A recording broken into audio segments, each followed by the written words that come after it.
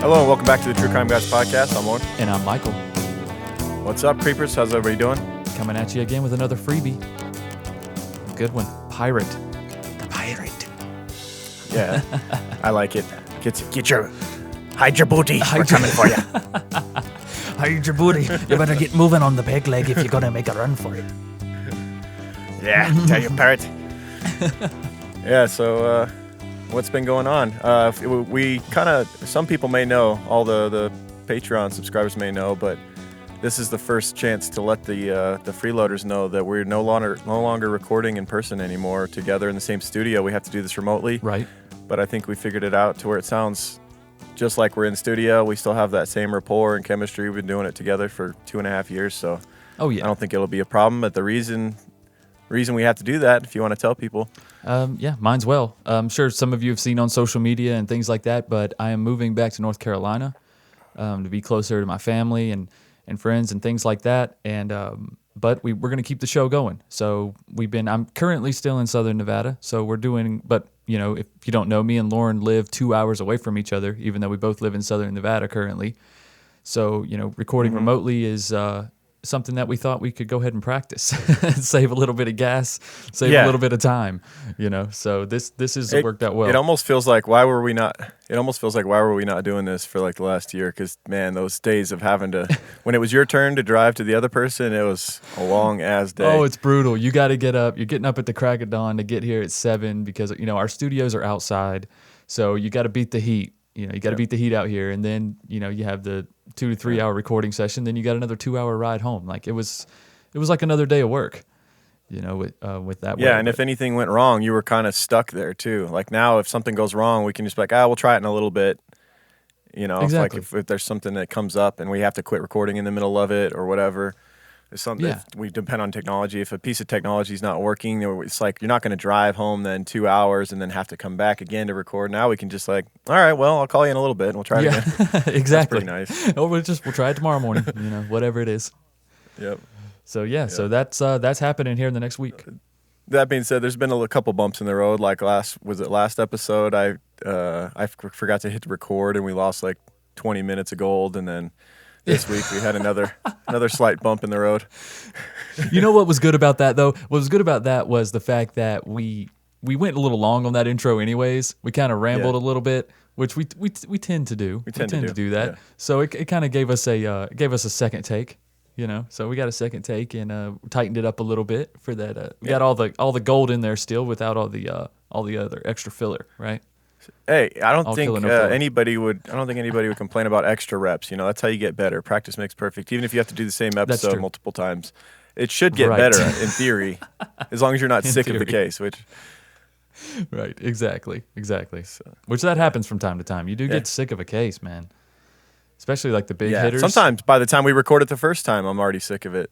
You know, because I've heard it. You know, I've seen documentaries for years and heard other podcasts, cover that case for years. And then that's what I was just about to but say. we do have to do it. So yeah, I was about to say it's the cases that you already have a little grasp on, cases you kind of already know about, and then when you dive into them, you just kind of confirming the things you already thought you knew, and then you're like, okay, I'm ready to record this and be done with this one. But it's always fun. It's always fun to talk about it. This week is the opposite of that, though. This week I've never heard of this character. I'd never heard of this story. It's very interesting, and it's very unknown and little covered. It got kind of buried by history. Like right after this guy became infamous, like the Civil War happened and Abraham Lincoln got assassinated, and all, it just kind of got buried. Right. And now it's like. Couple of books popped up recently. Like Harold Schechter wrote a book that we got for this case for studying, called The Pirate. Mm-hmm. It's a phenomenal book, very short, but like still like you're into it when you're listening to it or when you're reading it. So, and that's part of his new series that he came out with. I guess it's like it's an Amazon original series of books that he's doing called the Bloodland series, and one of them is this case, The Pirate, that we're doing. And I think we're going to do some more of these Bloodland books because if they're all like this, then I'm in, man, because this is really well written and well narrated, straight to the point. And Harold Schechter, one of the great true crime writers, so can't go wrong with him. And it's got a fucking pirate. What more do you need? It's a pirate. The last say no pirate, more. right? The last pirate. Yeah, Technically. that's what Last one we we're know dubbing of. him, the last pirate, because yeah, you think when you think pirate, you think a little farther back than the mid 1800s, which is when he was doing his pirating. Right, but by definition, this guy's Nowadays, the pirate now. I guess modern day pirates, now you think of like the internet, you think of people like stealing music or something. yeah, music pirate. It's not as cool. Nowhere near as cool. Yeah, I just downloaded the new Metallica. But I did it on my boat, so I'm a pirate. Yeah. All right, let's hear what you got for the intro and let's dive into this one. All right, let's do it, man. My only ambition was to be rich by some bold stroke, and then to give free reins to the passions and desires which govern me. Albert W. Hicks.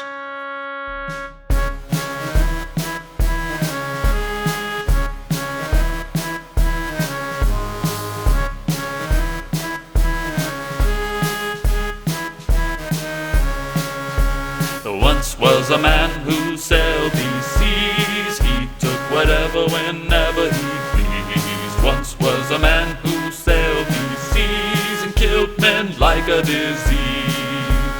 With a broad chest and 2 strong arms, he was no stranger to turning on the charm. The very second you started to relax, he would hit you with an axe. Everybody!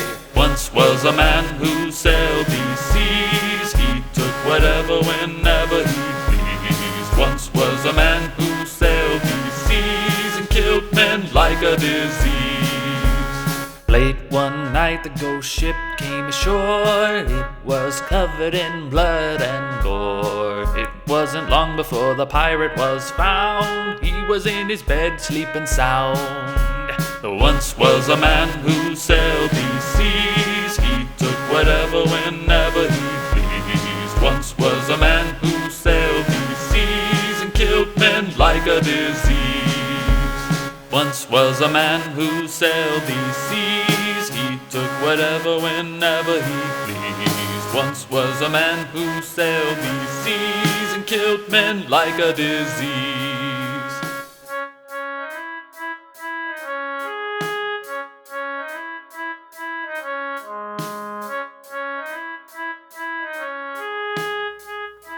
All right, so our case this week, we're not going to give away the person who is the pirate right away. We're going to let you discover it as the city of New York discovered it and as the detectives unfolded this mystery and this character emerged. But we'll kind of like we'll leave it in the shadows for now. And like I like doing things that way. The way that the book presented it, The Pirate by Harold Schechter, I really like the way it was presented. It kind of leaves it to some suspense. So we'll dive into the some history with New York and set the mood for you for this case before we figure out who this pirate character was. In 1760. Oh, go ahead. Oh, I was just going to say, I'm glad you said that because I was totally about to say his name at the beginning, so I would have fucked everything up. Well, it's okay. It's podcast. We can always go back. And the name's probably in the title of the episode, but no, it's not. I'm not going to forget. put it in the title of the episode. Okay, good. Don't read the description though. Don't read the description. Don't do that. Why would you do that? Yeah, why would you do that? Wait till afterwards. Just listen to it. Okay. So let's set the setting in New York City. This episode starts in an unlikely place. It starts with oysters. You wouldn't really expect, a murder podcast about a pirate to start with oysters, but the oysters play a big role in this case. So, yeah, they do. So in 1760, the first restaurant in New York City to serve oysters opened. Oysters soon became one of the biggest commodities in NYC, with more than $6 million worth of oysters being sold annually. It became like it seemed like that's all anyone in New York was eating there for like a good 100 years was just oysters. Yeah, and at 6 cents an oyster, like that's a lot of damn oysters. I think they were just striking while the market was hot. These things were everywhere. I think in the canals and the bays right around New York, right there, and it was just like it was easy money. It was like they're right here. But eventually that started to deplete really quick, huh? You know what they did? They did what fucking humans do. They find something good and they just suck it dry, dude. Like right now in Vegas, we're what just like humans the housing market's good, so they're just building as fast as they could possibly build, and they're just gonna outbuild the market like they usually do, and then it's just gonna crash. Yep. That's what happens. That's It's what- like let's get that's it what while it's we all can, about. while the iron's hot. Let's fucking get all them goddamn oysters out of the fucking water, and let's capitalism, just, bro. You know, they just dry it up. They just sucked up every oyster out of that ocean, and so.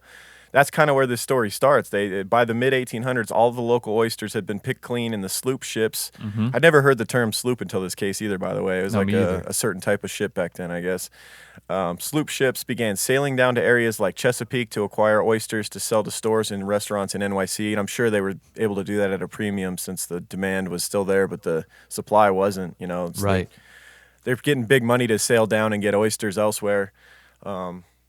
And in the second week of March 1860, a ship called the sloop A.E. Johnson was set to make one of those trips down to Chesapeake. Aboard the sloop was Captain George H. Burr, brothers Oliver and Smith Watts, two guys that Captain George Burr had sail with him before on trips just like this, and he trusted these two. And he was bringing on another new person onto the ship named William Johnson, who he had recently met, who he really hit it off with. He was a large, strapping, capable dude, and he was very friendly, and like they just hit it off. William Johnson and George Burr. He's also very knowledgeable about ships and boats, and like he was handy on deck. There was no part of the crew that he couldn't fulfill, and so he was very impressed with his knowledge. Yeah, it was apparent he had experience sailing before, you know, Right. which we find out why later. Yeah, he had quite a bit of Yarr. experience. Foreshadowing. Yeah. So this George Burr guy, he was the captain of this ship. He was very trusting and took William Johnson at his word, and he decided to add him as another deckhand for their trip down to Chesapeake to get some of these oysters to bring back to New York. He had grown to quickly like and trust him, so much so that even like leading up to their trip, he had Captain had been sending letters to his wife saying how much he really liked this William Johnson guy, and he was excited to go on this trip with him. So in the second week of March 1860, they set off on their journey down to Chesapeake. It's going to take a little while. Like they're stopping here and there. Like they stopped in Brooklyn for a few days, and it's all going well. However, several days later, in the early morning hours of March 21st, 1860, Coast Guards around New York City see a ghastly sight. This ship comes drifting through the fog. They had reports of some sort of a ghost ship striking a different sloop in the middle of the night. This sloop reported back to the Coast Guard that there's this ship that struck them, and they called out and no one answered from the other boat, and they were just kind of like thought it was strange. And so the Coast Guard went out looking, and sure enough, here comes this ghost ship drifting through the early morning fog. And when upon boarding the ship, they just found just a horror scene. The deck was just bathed in blood, including a set of severed fingers on the deck as well. Here's a description from the scene. Oh wow, sounds like. Sounds. Oh, I was gonna say it sounds like somebody got their hook. They got their hook on this trip. That's pretty honorable, right, for a pirate? Yeah, I guess so. Someone to get their hook. Like, oh, this is fine. Someone got promoted. Oh, this is. Oh, this I is see great. what you're saying because they lost their fingers. Maybe it was just an upgrade. Right, that's these that's all pesky it is. fingers. What good are those pesky fingers, anyways? If I just had one, it would be much better if it was sharp. If I only had a hook to pull in the ropes from the mast. Why a hook? Like, Nice. that's all they could come up with back then. I guess a hook would be pretty handy on a ship. You could just hook things, you know. I think it was just the simplest, and it's also very intimidating. I mean, you imagine, because pirates, captains, they used to always like hook their mates by their shirt, and pull them to them or whatever. Get your ass up there and scrub the poop deck. Get busy. I'll shove this hook up your arse. Yeah, exactly. That's way worse. I mean, if it's a couple fingers, that's just a whole different scene. You know what I'm saying? Nope. Yeah. Nobody wants a hook up the booty. Right, exactly. So here's a description of the ghastly scene on this A.E. Johnson from the Coast Guard that discovered it. Quote, "A coffee pot covered with blood and human hair was found in a corner near the stove. A broom, which apparently had been used in sweeping blood from the floor, and a hammer also smeared with blood were found nearby the companionway. Marks of blood were found on the ladder leading up to the deck, upon the lockers, upon the sides of the cabin, and upon the ceiling. There were found fresh and distinct marks as if made with the blade of a sharp knife or hatchet upon the beams and ceilings, and one of the indentations was stained with blood. The runs were, upon further examination, filled with blood and had leaked down from the floor and had been allowed to remain on the clotted state in which they were discovered. All of the lockers and drawers were stained with blood, probably by the assassin in search of plunder, as also the stove and cooking utensils. From the cabin, the blood was traced up the companionway to the deck, where marks as if produced by the dragging of some bloody substance were observable all along the cabin door to the side of the vessel. The rail, too, was smeared with blood, and also the side of the sloop, showing the assassin concluded his work by throwing the evidence of his guilt into the sea. The finger marks of blood on the rail and the indentation of a knife leads to believe that the murderer was compelled to sever the hand of his victim as he clung to the frail support before he could throw himself overboard. So one of the men on this... why didn't he throw the fingers? I know, right? Well, we find out later that is one thing that has... Well, we find out later that he planned to sink the ship anyway, And that's where this whole thing went wrong. Is that they also found holes down in the cabin of the. Was it down in the cabin where the holes had been drilled? Yes, down the bottom of the boat. Yeah, in an attempt to sink the ship, but they had gotten clogged up, right? And it's unclear what clogged them. Potentially blood, the way it sounds, with as much blood as there was on this ship. Yeah, it definitely could have been dried blood, is right. Yeah, something clogged up the holes that this perpetrator had drilled in order to try and sink the ship, and his attempt had failed. And had this person properly done this, been able to sink the ship, he probably would have gotten away with it for sure. Especially when we wouldn't be talking about it. Yeah, I mean, you look at the lackluster detectives' abilities they had back then. They didn't have DNA. They didn't have a lot of the stuff that we have now. So. Right. Yeah. They did a damn good job to not have that stuff, though. Oh, dude, they did some amazing old school, ear to the ground, footwork, detective work, just amazing. Like running down witnesses. Straight up Sherlock Holmes shit. Yeah, straight up Sherlock Holmes stuff.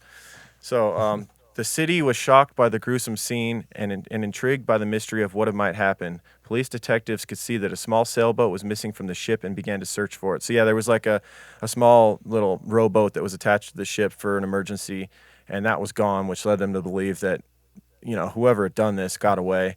After a few days, a local boy led them to where it had been abandoned in some rushes near Fort Tompkins on Staten Island. So this person had gotten away. They'd found the rowboat. Another thing that had that not happened, he also wouldn't have been caught. It sounds like, because this is where they started their investigation, was where that rowboat was found. That's now their center point to start this thing. And they knew about the rowboat because of the initial boat that crashed into them in the night. Because part of their description was the fact that the lifeboat was still there. So that's what made it so eerie. Yeah, that made it super creepy. Eerie to them. Yeah, because if you connect the dots, that essentially means that that murders may have been being taking place while the ships ran into each other. Those guys may have been yelling over to that boat while this killer was down in the cabin murdering the captain or something, or it had just taken place and they just missed witnessing it. Right. They could have just missed him chopping the fingers off of someone and pushing them into the water. Absolutely, or dragging a body up to the top. Can you imagine dragging the body up and you see another ship? Yes. Oh, he had a lot of rum last night. It's This fine. is awkward. he just throws some sunglasses on him. Yeah. Weekend at Bernie's. It's like Bernie's weekend at Bernie's. He's got him over his shoulder. He's like, he's fine. He's moving his jaw for him. How you doing? Yeah. So yeah, the police get led by this boy to the abandoned bushes where the rowboat was found, and they talk to the fort's caretaker where so they talked to this fort where the rowboat was landed, and the caretaker had witnessed the whole thing and gave police a very detailed description of the man who had abandoned the rowboat. They said this person said that he was tall, powerfully built, thick, black whiskers on his jaw. So, as you'd imagine with a pirate. It's freaking Blackbeard. That's what it is. Right. Here's a further description, which sounds just so 1800s. He was wearing a slouch hat, a gray monkey jacket with patches on both elbows, a pair of grayish pantaloons with patched on the knee, and he carried a bag that was about the size of a feed bag and looked to be filled. Dude, So pantaloons is my favorite word for pants. everything but a pirate. Yeah, everything but a parrot on the shoulder and a fucking peg leg. Pantaloons. What color wears pantaloons, boy? You know, he looked like a normal fellow. Normal fellow with the, grayish pantaloons, gray monkey jacket, as we wear, Slouchy hat. He had a fucking actually pretty cool look, and it actually spawned a lot of the way that gangsters looked. Like this person that we're gonna find out soon about, he inspired a lot of attire and like a whole fashion for bad boys and gangsters later on, like New York gangsters and stuff. He wore a slouched hat with and he would pull it down over one eye. Oh yeah, he tried to look mysterious. And he was also known to be quite striking as well. There's so many resemblances in this case to Carl Panzram. Oh, so many. it's hard not to crazy. mention it. And you'll see him more and more emerge as it goes on. Like he's very much like Carl Panzram, and it was a little bit before Carl Panzram as well. Panzram was born in 1890s. This dude was doing his stuff back in the 1860s. So. Yeah, may have inspired him. So these the police they now have a lead to go on. They talked, they got a description of the man, and they know a general direction maybe of where he was heading. They began to follow a chain of witnesses who had seen the strange man carrying a large heavy sea bag. The next witnesses they encountered was the dock keeper at Vanderbilt Landing, where steamboats ferried passengers to and from Manhattan. The man had to wait an hour for the next ferry and inquired about where he could get something to eat. The dock keeper took him to a small nearby saloon.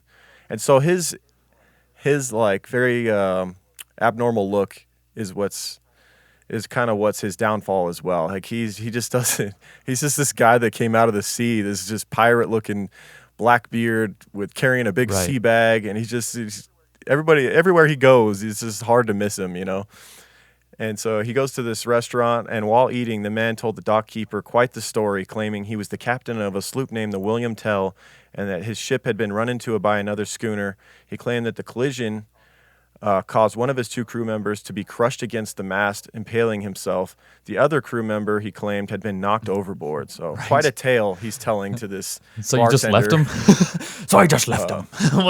Yeah. I left him and took the money. What's a man to do? We had a minor collision. One of them impaled, that happens, and the other one went overboard. And I just happened to take all their shit. And so here's a $100 bill. And he's also flashing money around everywhere. He's trying to pay with flashing. these huge gold coins and stuff for a meal, for like a small meal, which is probably at that time, like 8-10 cents? I mean, it was 6 cents for an oyster. So, I mean, for a whole meal, these people are ridiculous. So that doesn't help either. That really draws a lot of attention.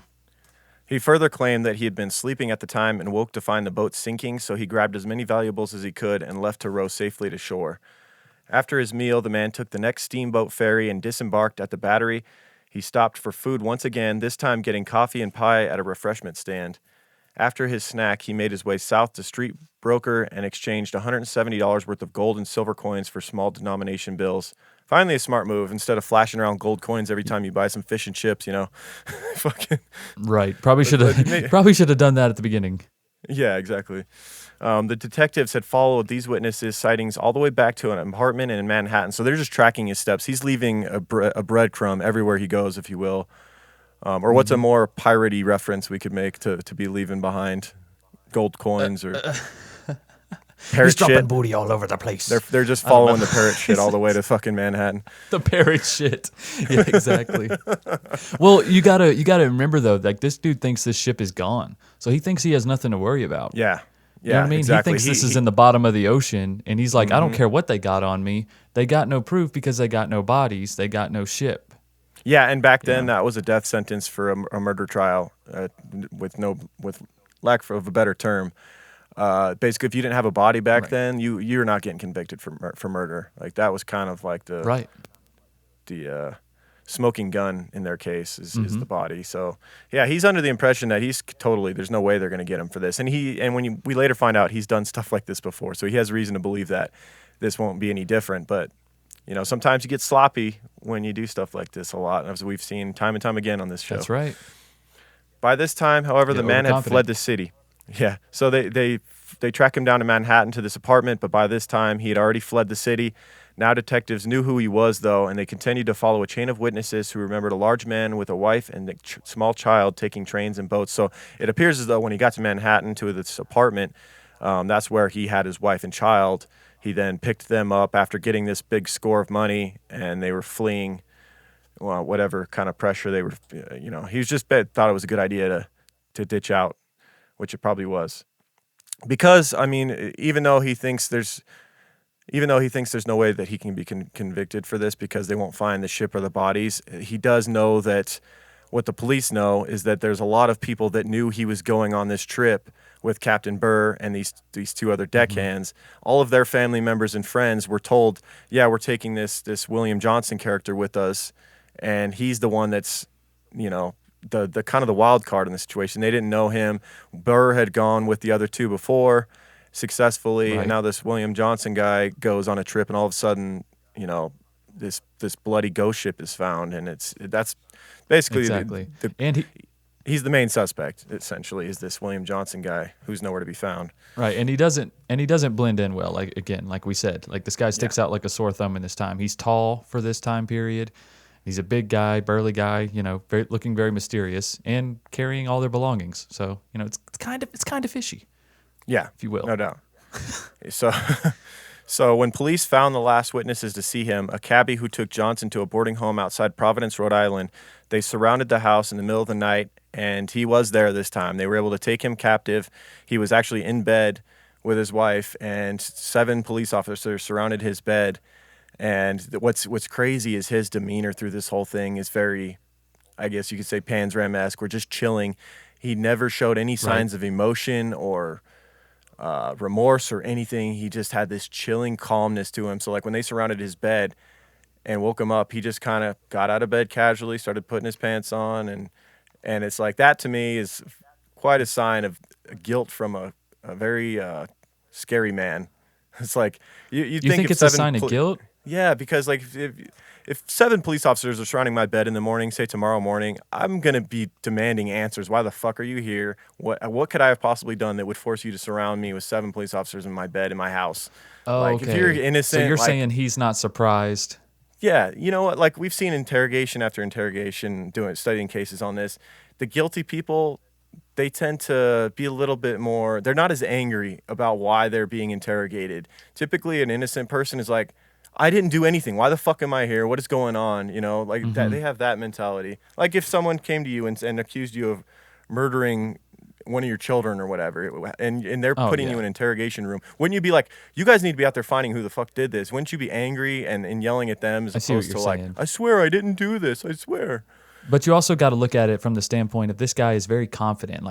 Supposedly he's gotten away with this a lot of times, and he still thinks that there's no evidence against him. So he's like, why get all up in arms about it? Because they're going to go through this process. They're going to question me. They got nothing on me. So I'm going to cooperate. Yeah. I'm going to cooperate like an innocent man would and be on my way. I think you could look at it like that as well. Or you could look at it as a guilty man who's done this many times and gotten away with it, and he's very confident, but that doesn't mean he's innocent, Yeah. There's the third category. It's like the innocent person who should be angry. There's the guilty person who's maybe not done this a bunch, and we see it on First 48 and stuff where they break down and cry, and then they ended up admitting they did it or whatever. And then there's the third one that's like we said, the Pan's Ram category. It's where it's they're this chilling, remorseless demon that just kills and well, I'll get away with it, and I'll just keep calm, and I don't have to tell them anything, and I'll just sit here with a smile on my face, knowing I did it, but knowing they can't prove it. That's kind of the category he falls into. Exactly.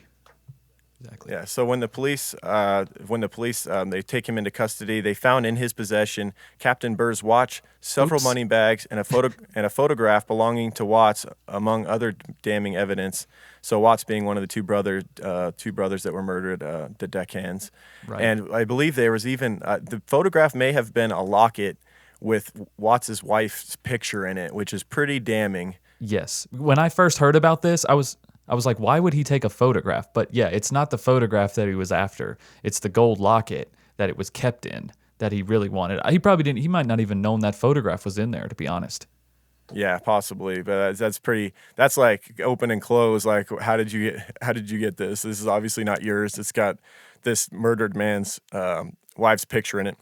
It's one thing to have Captain Burr's watch. That's pretty damning.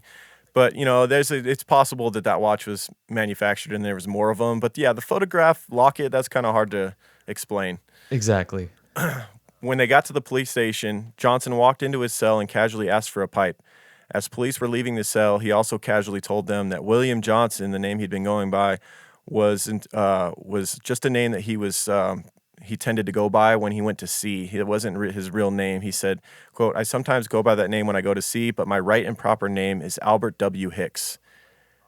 And that's who we're doing this week. I feel like he gave up right here. I feel right here he gave up, right? Yeah, potentially Why after would they you- found all why the would you tell him that? the property of the slain men. He may have known that they had him. And maybe he was just tired at this point. At this point, he's in his 40s.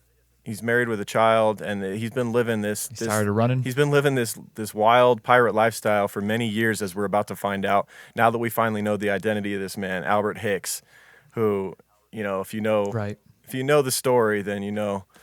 If you know, then you know. But if not, you're gonna find out right now. If you know, then If you know, you know. You know, then you know me. The next morning, police filled Hicks in on why they had arrested him. He claimed to have no knowledge of the crime and assured police they had the wrong man. He acted with such a cool indifference, police were almost convinced that they had the wrong man. So they were probably like, this was a new thing to them, a person like this. Like this third category I talked about. They were like, if he's this calm, maybe he is innocent. But they didn't understand there was in the very small percentile of human beings out there that could be this evil and still stay this calm about it. Well, I mean, we just learned about serial killers in like the 70s. Yeah. So, yeah. This is I mean, 1860s. you know what I'm saying? Like, this is not... Exactly. This is not even on the radar. They didn't have the FBI profiling and Manhunter and Johnny Douglas Right. And they and all think that they're yet. done with pirates at this point, too. Yeah. Mindhunter. And they think they're done with pirates. You know what I mean? Mindhunter Season 2 coming back this month, by the way, mid-August. Cannot wait. Oh, I know. Oh, it's the best show. I'm looking forward to it. So the two officers and Hicks took a train back to Manhattan, and they settled amongst the rearmost car, trying to be as inconspicuous as possible. Unfortunately, rumors had spread quickly that the oyster sloop murderer was on the train, and by the time they got to their first stop in Connecticut, a crowd had gathered at the station. This is a crowd of a few thousand people, like 2,000 people, and the crowd demanded that the man be delivered to them. It was clear to the police that they intended to lynch him on the spot, so they had to actually pull their revolvers and keep this crowd at bay, so that they didn't take matters into their own hands. That's how upset they were, because these men that were slain, they were very well-respected, good men. Like New York City, they were kind of like well-known to all the locals, and people loved them, and they were very angry about this. But I think this is also a testament as to why this shit didn't happen then during this time, because people would do this. I mean, they could have that crowd could have very easily overtaken those officers and done what they wanted with him. Yeah. And I'm sure that happened. I know that has happened. Oh, that's countless times throughout history. You know what I'm saying? Like, that's one way, but how many innocent people are killed because of rumors and things that, So this is... Wasn't it the Ed Gein book that we got that told a really like detailed description of the town that he had grown up, that small town in Milwaukee or whatever? Was it Wisconsin? Yeah. Yep. I believe there were stories like that of that small town that he had grown up in. There was stories of revenge. The town would go and grab a person who had murdered. There was like a land dispute, and someone got murdered, and then the town went and got this guy and like hung him up and burned the barn and all this shit, and took matters in their own hands. And nobody got in trouble for it because there was too many of them, and they couldn't put it on any one person. Right. Well, like the Rex McElroy or the Ken Rex McElroy case that we did. Yeah. I mean, that's not even. They're coming out with a movie of that as well. 80s? Actually, I believe. I think someone just tweeted us a screenshot of like a film that's being made about that case. Yeah. So that should be good. Oh, I need to check that out. Yeah. That was one of my favorite cases. That was a good one. That was a great book. That was. So So yeah, they have this near miss where thousands of people almost get their hands on this Albert Hicks and kill him on the spot. Similar scenes kept presenting themselves at every stop on the way to Manhattan. As the train entered the city, the police would move Hicks to a baggage car. Once the train reached their stop, he was quickly moved from the baggage car into a waiting carriage and quickly taken to the 2nd Precinct station house. So it's like they're having to move this guy like he's the president, like so that he actually gets a fair trial and whatnot. Once at the station, Right. Hicks was confronted with all of those witnesses who had led police to him, and each time he claimed that they were mistaken and he'd never seen any of them in his life. The prosecution was concerned about being able to convict Hicks over the murder, given that the bodies of Hicks' victims were never found. Yeah, so as we talked about, without a body, it was very hard to get anyone for a murder conviction back then. That's where the pirate comes in, which the police used the pirate thing to their advantage, or I would say more the prosecutors, they used it to their advantage. At his preliminary hearing, they announced that he would be tried for robbery on the high seas, which carried a penalty of death. The evidence against him for piracy seemed like an open and shut case. So they looked at the fact they knew he murdered these 3 men in cold blood over just, not a large sum of money. It was like $230, which back then was a lot of money, but it wasn't like, set yourself up for life type of money. Right. He had murdered these 3 men over this amount of gold or whatever, but they knew that most likely in trial they were not going to be able to convict him without the bodies. So they went into the law books, man, and they found this piracy law which hadn't been used in, I'm sure, ages, but still carried a penalty of death. If you were caught robbing someone on the high seas, it carried a penalty of death just like murder would. And they're like, we got this open and shut case. We know he committed this robbery on the sea. That is without a doubt. He's got the evidence on him. He's got the locket with the picture and the captain's watch and all this stuff. So they basically pulled that loophole out of their ass, and that's how they're going to get this guy hung. Hicks was put on trial and became the sensation of the city press. The physical evidence of his guilt was overwhelming, and the defense made little effective rebuttal. During the trial, the personal items that Hicks had taken from his victims was subsequently found when he was arrested were all identified by the people close to the victims. The trial lasted 5 days, ending on May 19th, 1860. The jury deliberated for 7 minutes before returning a guilty verdict. Apart from a nervous twitching of his fingers, Hicks gave little reaction to the news. And on July 1st, a sentencing hearing was held, and the judge ordered Hicks to be hanged until dead. Afterwards, Hicks gave a full confession of the murders and his life story, which was published as a book on the day of his execution. Hicks, for reason for his crimes, he said, quote, "The devil took possession of me." And this is where this case is going to begin like we would a normal case, where we're going to go into the background. You may think it sounds like this episode's wrapping up, but we're just going into Albert Hicks. Now really. we can find out what really It's like happened. the midway point. So, yeah, so stay tuned for next week in part 2. When we're going to dive into the pirate that is Albert Hicks. No. No, we're going to dive into it now. But, Let's do it. We're giving you guys everything you paid for, which is nothing, you freeloaders. Got him. Oh, it's good stuff. Man, I'm sorry. I just keep pounding it. It's just too is. fun because some people get upset know. by it. It's just too fun. We love all y'all. We love all y'all freeloaders. If you didn't know, now you know. So yeah, he's behind bars, and he knows the end is near. There's a moment where actually P.T. Barnum, infamous for doing things like this, parading around clay sculptures of famous bad men, murderers, came to Hicks in his cell and offered to do one of these famous wax sculptures of him, and Hicks jumped at the opportunity, which says a lot about his character, and also puts into question some of his confession, which is very Panzram-esque and over the top. A lot of the stuff that he tells about his life story, it's you take it with a grain of salt. This is his telling of his story. May or may not be true. There is some stuff that corroborates, kind of like the Panzram story, where it's like it sounds crazy, but then they were actually able to link some of the stuff that he said. That's very similar to Albert Hicks's story, and he jumps at the opportunity to get this sculpture of himself made, and he lays down on the bed and lets P.T. Barnum's assistant pour a mold of his face, and it turned out to look exactly like him, apparently. And there's actually a Twilight Zone episode in which actually had Albert Hicks in it, where it's like a wax sculpture came to life in the episode. That's a trippy ass show. I think I'm going to start binging. It's all on Netflix, like the entire catalog of Twilight Zone. That show was so ahead of its time. If you haven't checked out the old episodes of the Twilight Zone, man, some of the premises they used on that show, the writing of it, it's like you've seen it recreated over and over again in modern times with other shows, and they're like, that's genius. And it's like, you go back and it's like, well, it's already been done on the Twilight Zone. And their recreation of Albert Hicks was strangely accurate too. Like the clothes were pretty on point. They had him carrying an axe. They had the hat, slooped down over the eye. Yeah, it's pretty damn accurate. We'll hear more about the axe soon when we hear what really happened on the sloop A.E. Johnson, which is coming up, the actual confession of that night and how it went down. But first, let's set the scene as to how this confession came about. And this is writings from the book that was written by him. I mean, he basically sat down like a lot of celebrities do and had a writer write his story for him. He just told his story. And so this was written July 9th, 1860. After his sentence, Hicks seemed to lose that firmness which he had hitherto manifested.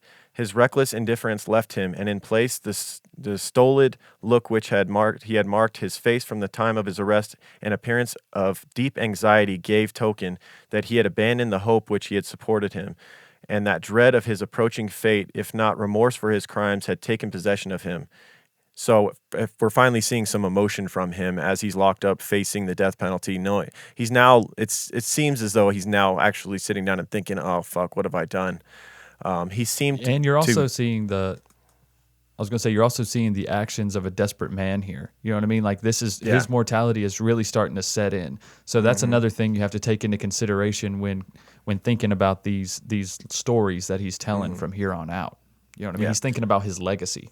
Yeah. He seemed to dread being left alone and often besought his keeper and the warden of the prison to keep him company in his cell. He was frequently found in tears, and on being questioned as to the cause of his grief, expressed a deep anxiety in regard to the future of his wife and child, who was about 15 months old. And there was an interesting situation with his wife in which the guards at the jail he was in recorded a scene where she showed up and confronted him behind bars and was like, "You're lucky you're in those bars, because I'd come in there and destroy you." She was so upset at him. She's like, "You have a child. Look at what you've done, you bastard." Like she was very upset because apparently he had done a pretty good job of keeping secret how he made his money and whatnot. Maybe she was complicit, maybe not. Maybe she was completely blind to the whole thing. If you judge it off of this scene that the wards told, or the guards told at the jail, it sounds as though she had no idea he was the kind of man he was. Right, because otherwise she has nothing to gain from coming down there and doing this, making this scene. Like, what's the big deal? Yeah. Otherwise, if you just wanted to save face and you didn't want to be associated with him, you wouldn't go down there and make this scene. You would just leave, change your name, move to another place. Mm-hmm. He was often begged to make a free confession of his crimes, and though at first he stoutly denied having anything to confess, he at last sent for Mr. De Angelis and offered not only to confess to the crime for which he stood convicted, but also to give a history of his whole life in detail, from his childhood up to the time of his arrest, and on condition that the confession should not be published until the day of his execution, and that all the proceeds arising from its sale should be given to his wife. This was agreed to by Mr. De Angelis, and accordingly on the 13th of June, that gentleman, accompanied by an Eminelis, whoever that is, visited Hicks in his cell, and there listened to his confession, which is given below. So we're going to hear now much of his life story that came from this confession. So Albert Hicks was born sometime in 1820. We don't have an exact date to do the celebrity birthday, unfortunately. He was born in Foster, Rhode Island. His father was a farmer who had 7 sons. I believe there was like 13 siblings altogether, so like six sisters, and he was the 6th son of 7. And so, yeah, you know how it goes back then in farming times. It's like you just build an army of kids to maintain your farm, and if disease or farm equipment gets them, like runs them over or whatever, you got backups. Right. They trip and fall in the hog pen. Yeah, get eaten. That was we heard about that in the Willie Picton episode. As a kid, he was warned to not go in the pig pen because he was too small, and if he fell down, they would just eat him. Dude, it's a brutal reality, man. It really is. Like my grandfather has pigs. I think he still does now. But when when I was there, I wouldn't let my kids in there, man, because they'll eat anything. They'll eat the metal. They'll chew on tires of the tractor. Like, they don't give a shit, man. If anything sits still long enough, they'll nibble on that shit. Yeah, so if you're not a Patreon subscriber, that's the episode we did last week for Patreon. Right. We finally did Willie Picton. Right. So just hang on for 2 years and you can hear that if you're a freeloader. Yeah. So young Albert Hicks was known to be a headstrong kid and a fighter. He never attended school and worked on the farm until age 15 when he ran away to Norwich, Connecticut, and began his life of crime. Now, let's go back to his writings real quick to get a feel for why he did run away and how life was back then. He said, "By the time I was 15 years of age, I grew tired of the monotonous life I had been leading, and my desire to roam and see the world and my seek of fortune took entire possession of me, so I began making my preparations to run away. I got together a small sum of money by hook and crook, and one night after all were asleep, I stealthily left the house and took to the road to Providence, from whence I proceeded to Norwich, Connecticut. Here I took the first important step in that career of crime which has made me a prisoner in this cell and which will lead me eventually to the gallows. After arriving at Norwich, I wandered about seeking not employment but some means of gratifying my desire for money in an easier way.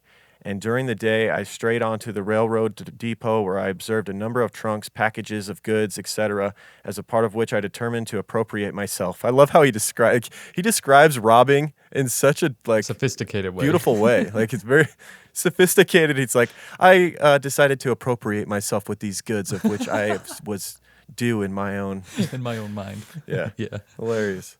Yeah.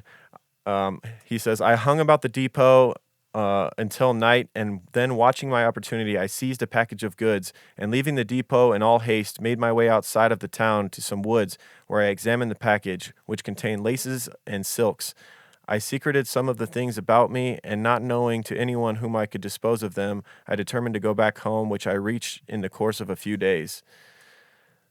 So he went back home, but not for long, and then he would end up being arrested for petty crime. He says, quickly arrested for theft, he was put into jail. Of note is the fact that at the time it wouldn't have been uncommon for a teenage runaway to be buggered by older inmates. Take with that as you will. The buggered term sounds very British. Were you buggered in jail then, mate? Yeah, it must mean molested, I imagine. That's what I'm thinking. Or sodomized or something along those lines. I'm thinking because this is what hardened him, right? This is what turned him from a thief to a killer. Yeah. I think at first this is the Panzram moment. Yes, because at first I think he's lazy in a way. Like, he's like, I'm not gonna work this shit my entire life and then die on this farm. Like, there's got to be easier ways to get money. So I think just getting money was his initial thing. He didn't really set out to hurt anyone, but I think after being buggered, I think it kind of changed his mind. You know what I mean? It kind of changed his whole course of action. Yeah, because early on he just didn't want the life that was laid out for him, farming on his parents' farm and all that, and taking that over. He in his own writings, here's some more ideas of like his mentality back then. "My only ambitions was to be rich, but I had no desire to acquire riches in the plodding way in which our neighbors West thorough life. My dream was to become suddenly rich by some bold stroke, and then to give free reins in the passions and desires which governed me. I never, even as a boy, hoarded money, and I did not care for the mere possession of it. It was only valuable to me as a means of gratifying my passions. I used to wish that I could find the pots of gold and silver which rumor said had been buried in our neighborhood by pirates and robbers, and used to listen to the rapt attention and stories of pirates, robbers, highwaymen, etc., which my companions used sometimes to relate." So it sounds from the time he was a kid, he wanted that exciting bad guy life, which he would later manifest. You know, he would later become what he wanted to be as a kid. You got to give him credit for that, I guess. He saw the life he wanted and he went out and took it. Right? He had his dreams and he achieved them. I mean, it's funny that even, in that early writing when he was talking about being 16, it's like he already knew that he was going to be at the gallows. It's like he'd already accepted that fate. Oh, yeah. You know what I mean? I mean, if you're preparing for that your whole life. And he was just going to have fun while it lasted. Yeah, exactly. Just see how far I can ride this train. Wow. Yep. And so early on, he got arrested, obviously, and potentially buggered while in jail by older inmates.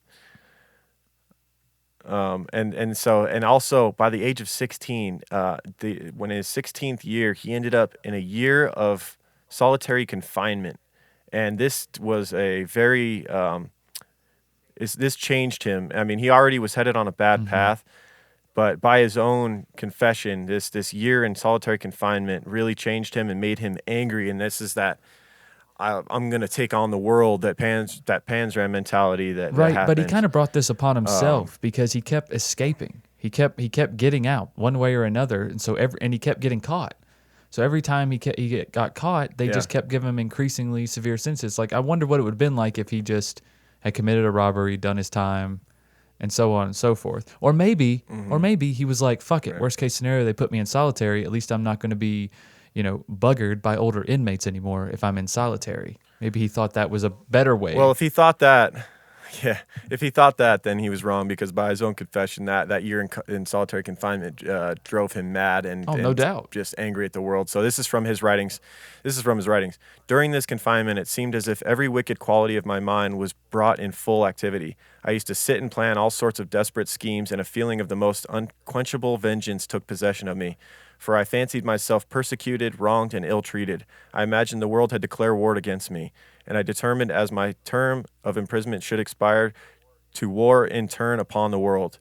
At last the long-wished for an end of my imprisonment came, and I was discharged. Swearing vengeance against the whole human race, I left the jail and went back to my father's house, where I remained for a short time, and then went to Lower Gloucester, where I went to work in a shoe manufactory, having learned the trade of doing my confinement in the Norwich jail.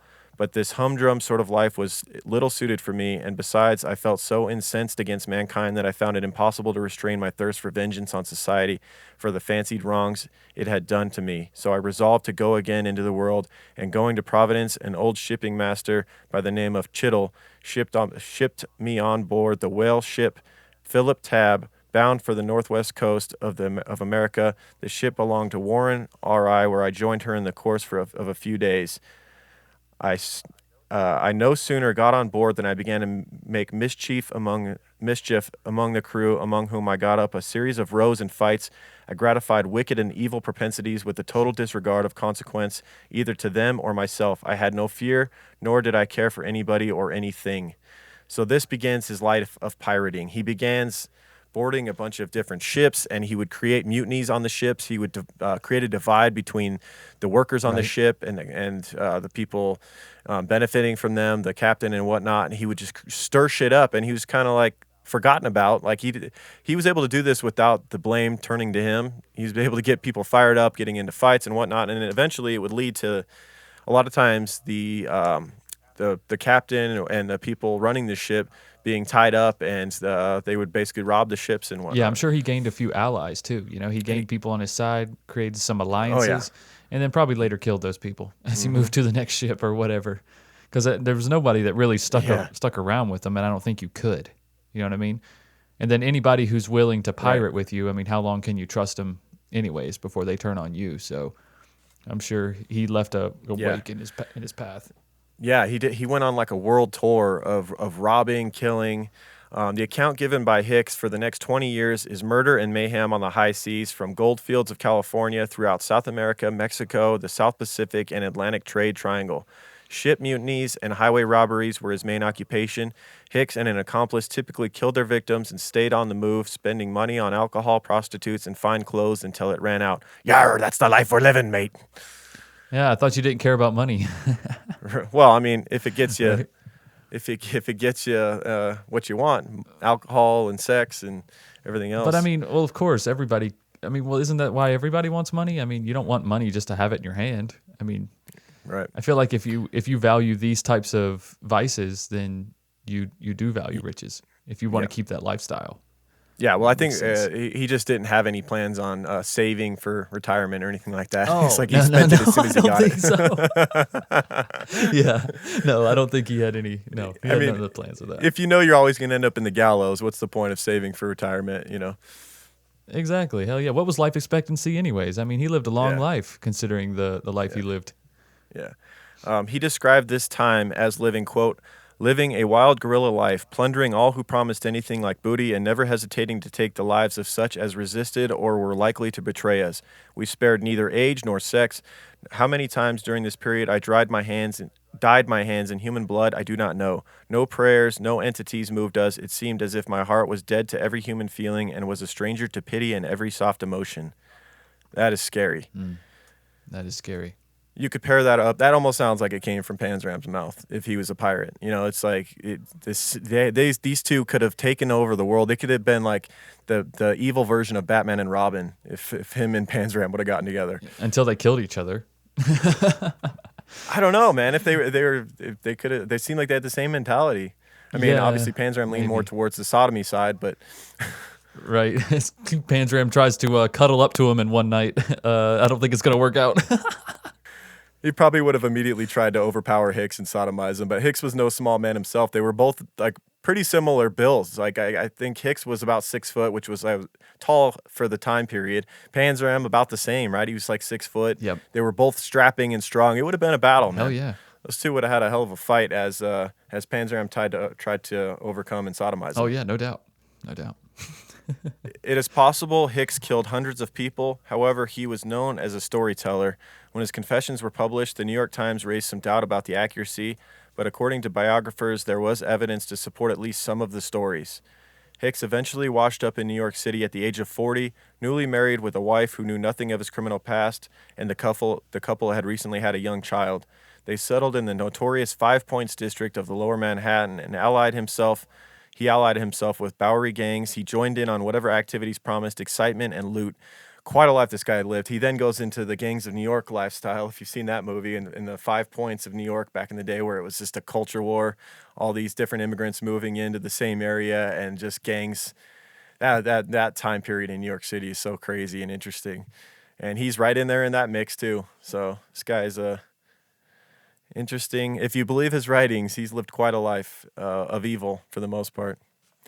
It was around this time when he met Captain Burr while looking for the right set of criteria in a ship to board and rob, and the A.E. Johnson fit the bill perfectly. So that's where this came about. He won over the trust. He saw this ship that was going to be going out on this oyster run, and it was only going to have 3 men aboard it. He wanted a boat with the smallest amount of men possible because he knew he was going to have to kill them all. And the A.E. Johnson, as I mentioned, it fit the bill perfectly because Captain Burr, as we mentioned, was a very trusting guy. And right away, he grew to like whatever persona that Hicks was putting out as this Johnson character. He bought into it. They became friends, at least from Captain Burr's standpoint. And obviously, it was just an act for Hicks. And he won over his trust. And this is when we find out what really happened that night. And this story goes full circle. What we find out, the crime that finally took down Albert Hicks, and we find the ghastly details. And if you are squeamish, I don't know why you're listening to this show, but this is where it gets pretty ugly, man. The description of this night on that ship is one of the more brutal crime sprees, of murder, this triple homicide. The details are pretty bad, so just prepare yourself. So it was nighttime so here we go. It was nighttime as the boat neared the Narrows, quote-unquote Narrows. Captain Burr and Oliver had retreated to their quarters to sleep. The other deckhand, Smith, had a night duty, so he was up on the deck doing his night duty, and Hicks joined him on the deck, politely taking a turn on the wheel. Hicks said he, quote, saw something and pointed out as Smith for Smith to look. The old, what's that over there? The Marty McFly. Over there. Yeah. Yeah, so he does the old look over there. Smith said he didn't see anything, but Hicks told him to look again, so he did a double. Oh, God. Fool me once, right? Yeah. Hicks told Smith to look again. Smith again turned his back, and Hicks grabbed a sea axe and struck a blow to the back of Smith's head, making him fall to the deck. Hearing the commotion, Oliver Watts stuck his head through the cabin hatchway. Hicks again struck with the axe, cutting Watts' head clean off, according to his story. He said, that poor Oliver had heard the commotion up on the deck and stuck his head out. And with one blow, apparently this axe was sharp enough and Hicks was strong enough to completely decapitate him. Hicks recalled that the body slowly sagged downward and the head rolled onto the deck, now covered with blood. He was now covered with the blood of 2 brothers. Hicks then carried the bloodied axe into Captain Burr's cabin, who was now awake. He had heard the commotion up there. The captain was also a tall, strong man, and the ensuing fight lasted a while, with Burr almost strangling Hicks to death. Eventually, Hicks managed to slash the captain with the axe, slicing off half of his face, including an eyeball and nose left hanging on the axe blade. Exhausted from the struggle of killing Burr, Hicks searched the living quarters for loot. So just a horrific description of half an eyeball still being on the axe blade, as well as like a piece of his nose. Right. I think there was some other, that fight must have been brutal, because if you think back to the description of the boat with like the broken coffee pot with hair and blood on it, it's like what happened with that? You know what I'm saying? And Captain Burr way that they put up a hell of a fight. Yeah. Yeah. Like who got bashed with the damn coffee pot? Somebody got hit with that shit. Right. Hopefully there was hot coffee in it too. Yeah, exactly. I mean, if it was Hicks that got hit by it. I was about to say, it doesn't seem like it was Hicks, though. I mean, I'm pretty sure there would have been burns and shit on his face. He would have been even more recognizable, you know? Yeah. When Hicks returned to the deck, he saw a movement and was shocked to see Smith, the one that he had struck first and did the old look over there move. He was back on his feet and moving towards him. And which is crazy because the book, the Harold Schechter book, made it sound as though that initial blow he did to Smith had like split his head wide open. So if he was back up on his feet and moving towards Hicks when he went back up onto the deck, right, that is just so crazy. And he must have been doing it almost in like a zombified state, you know, like it was just sure adrenaline. Just he was in shock and adrenaline kicked in, and just that fight for survival kicks in. At first, he believed it might be a ghost, Hicks seeing this bloody man walking towards him.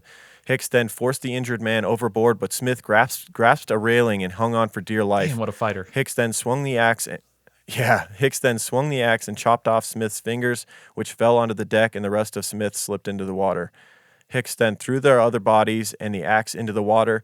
The A.E. Johnson had been running unattended during the murders and struck another ship, the schooner J.R. Mather, breaking the Johnson's main mast and bringing down her rigging. So that was that collision we spoke about in the middle of the night, and it may or may not have been going on during the murder spree. Hicks set out to sink the ship with evidence of the killings by drilling a handful of holes in the keel. He then took the money, about $230, in the possessions of the murdered crew and the abandoned ship on the rowboat. He rowed for shore, landed around daybreak next to a farmer's field on Staten Island, and that's where the investigation began that we went through earlier. So back to post-conviction, sitting, awaiting, being executed. He was scheduled to be executed by hanging on Friday the 13th, 1860.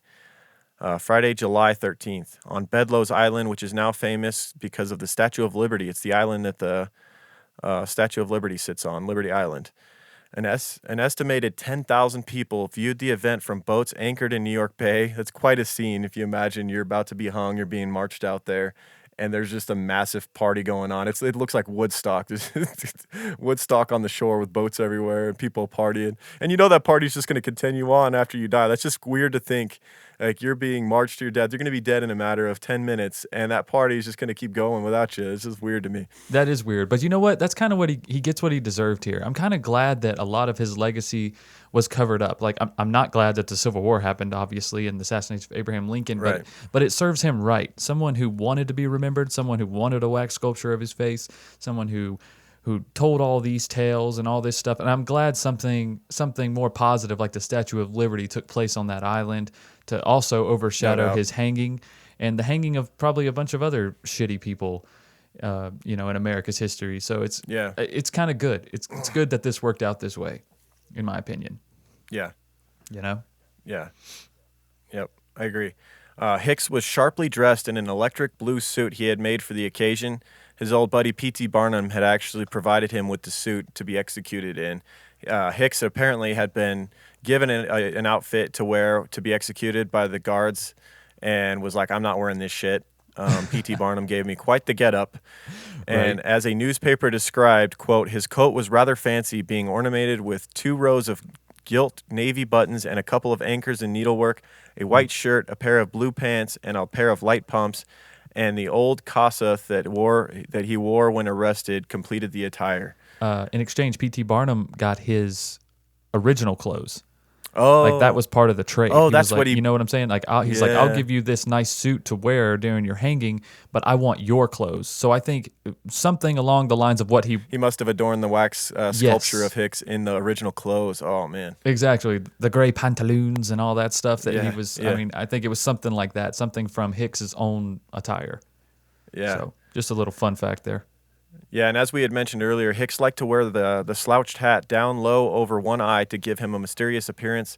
He made no gallows speech, only directing the executioner to, quote, hang me quick, make haste. The gallows used in Hicks' execution was not the traditional platform type with the trapdoor, but instead had Hicks stand on the ground and counterweights that were attached to the rope were cut free. So they were supposed to make the counterweights heavy enough in relation to his body to snap his neck upon cutting the rope free to the weights. However, we got kind of lucky, and maybe the calculation of the weights was intentionally a little lighter than it should have been. But his neck did not snap upon the release of the rope, and he ensued to struggle for the next 3 minutes before his limbs began to relax. It's likely that his neck did not break, and instead he died slowly of suffocation. However, when his body was brought down, a physician looked him over and detected slight contractions of the heart muscles. Better safe than sorry, Hicks' body was strung back up, and the party continued on. I was going to say, you imagine the boats all sailing away. All right, show's over, and then they're like, wait, they're stringing him back up again. Right. Wait, shit, Right. turn it, roll it around. He was then left up for another 30 minutes just to be sure. Soon after his burial, grave robbers stole his body and possibly sold the cadaver to medical students at Columbia University. This is a common thing, something we talked quite a bit about in the H.H. Holmes episode.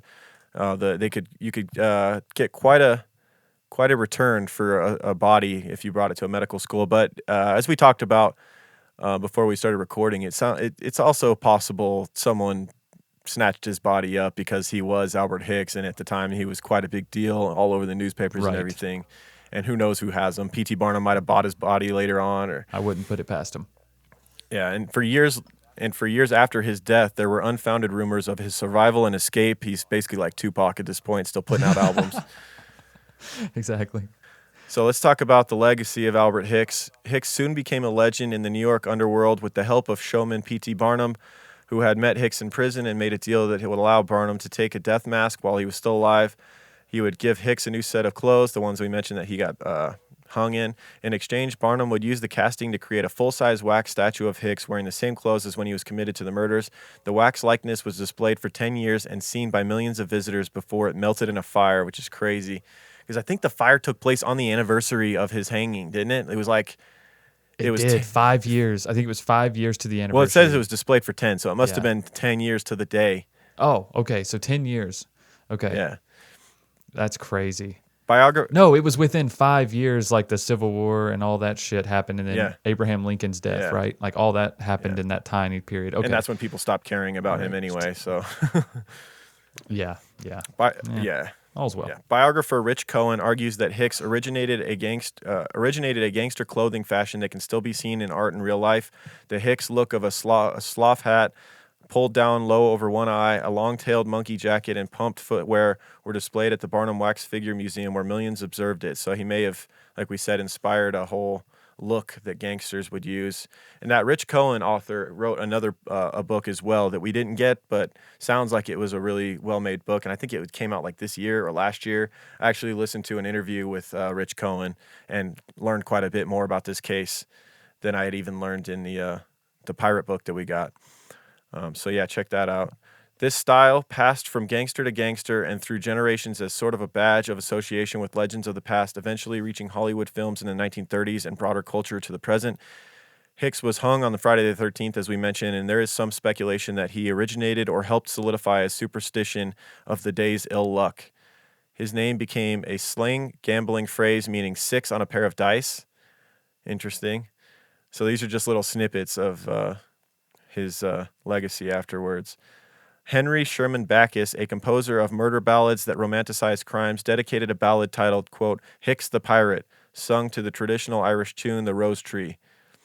Another little snippet, Hicks was also portrayed as a wax figure in the Twilight Zone episode. As we mentioned earlier, the new exhibit is the episode. In the show, wax figures in a museum come to life and commit murders when they learn their exhibits is to be shut down. And in this episode, Hicks is accurately dressed in a slouch hat and carries a sea axe. Very creepy. That is super creepy. But cool at the same time, though. That's an interesting, especially since there was actually a wax figure made of him. Yeah. You know, that's makes it that much more creepy. Yeah, as we mentioned, that show is so ahead of its time, and I'm gonna binge some Twilight Zone episodes. I've already seen a bunch of episodes, but there's like 5 full seasons. There's like a shitload of episodes, so of them, every one of them I've seen has been original and interesting as well. So Better watch them before they take them down. Yep. All right. Well, that's our pirate episode on Albert Hicks. We hope you guys enjoyed it. The Last Pirate, we're calling it. That's right. The Last Pirate. Yeah. The Last Pirate of the Seas. There's obviously a lot of internet pirates now, but Right. We're not. Well, everyone's a pirate nowadays. yeah. All right.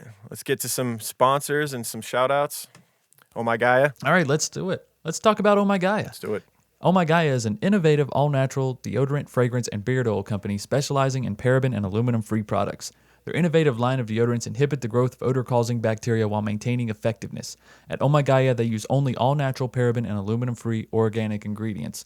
There's a ton of scents to choose from. There's vanilla, cherry almond, sandalwood, lavender, lemongrass, Egyptian musk, coconut, dreamsicle, leather, lumberjack, honeysuckle, fireside.